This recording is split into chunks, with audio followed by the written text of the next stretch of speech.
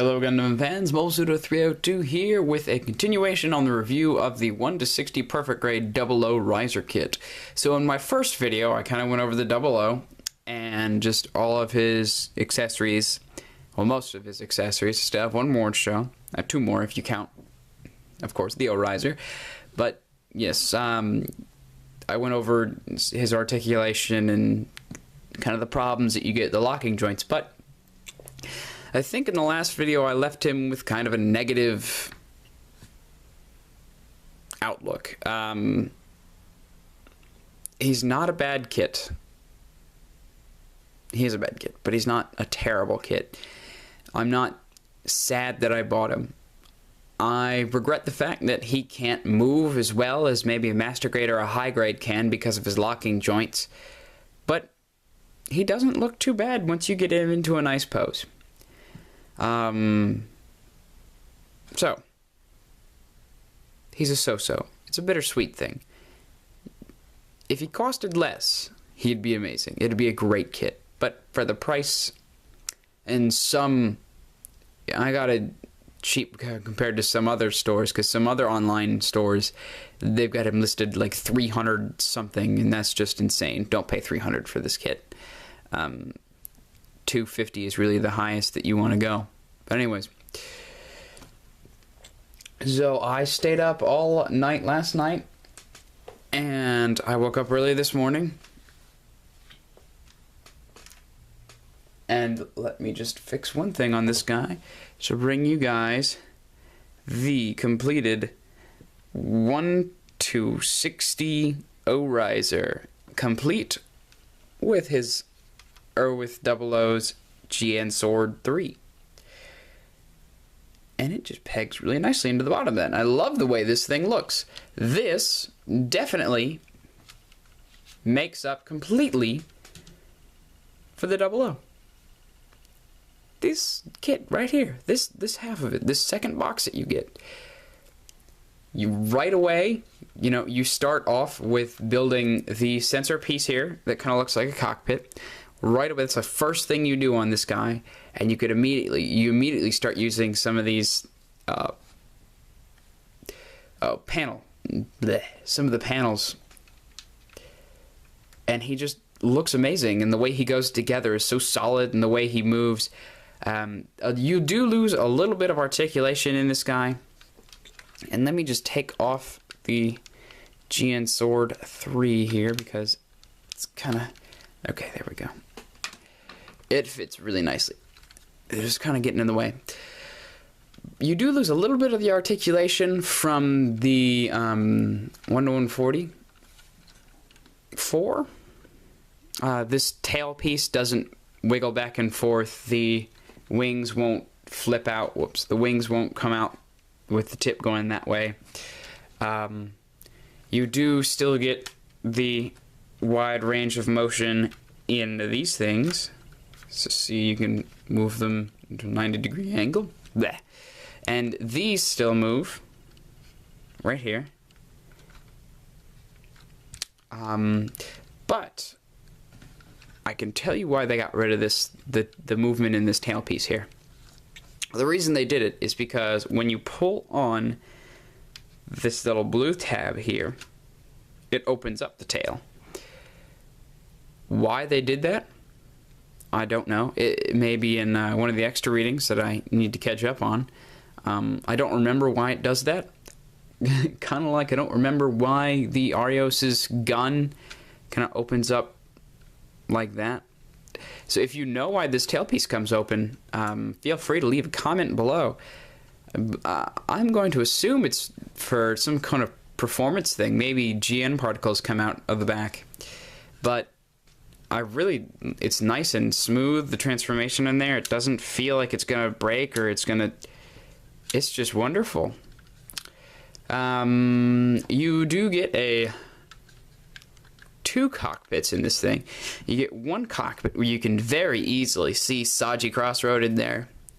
Really easily you can see him in there where he would sit. And then the other one is for a little Haro Ball. If I can get it out. You don't get a Haro Ball But if you look in there, they've got a little ring where a haro ball would go. If I can talk right.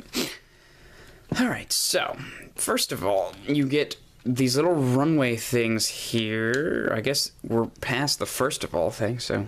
But you get these little wheel...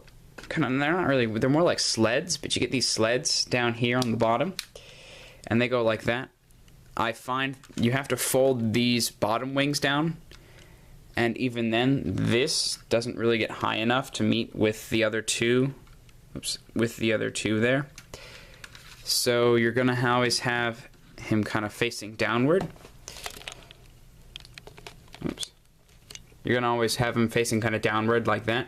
But all in all, it's not that bad. I mean, you're never really going to see these bottom wing tips if you've got them mounted like this. But it would have been nice for them to have him resting in, you know, where he could have the wings open like that.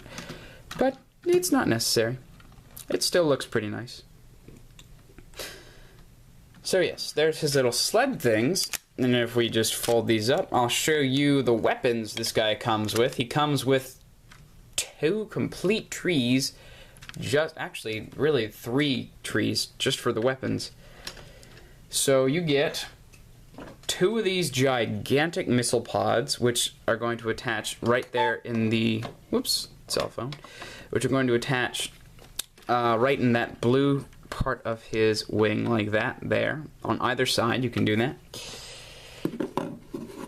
So just put the missile pods off the side. You get 2 of whatever the heck these things are. And these are going to go underneath these little wingtips here on the underside. Put those off too. You're going to get 2 of these giant bazooka missiles. I don't know what they're called. I don't know what any of these are called, but these are going to mount up top like this on the inside of the wing on both sides.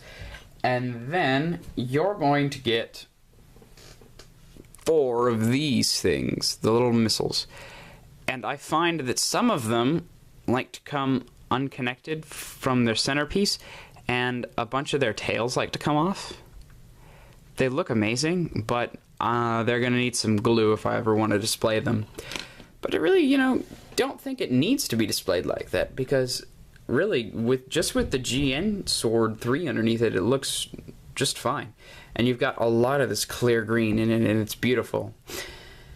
So, some of you may be wondering, do you get the giant-ass effect part for the Riser Sword mode? And yes, you do. It's a huge, just really a huge piece of clear pink plastic. Yeah. Look at that. It just slides down here. You gotta kind of work at it, but it'll go in there. And let's just remove that part.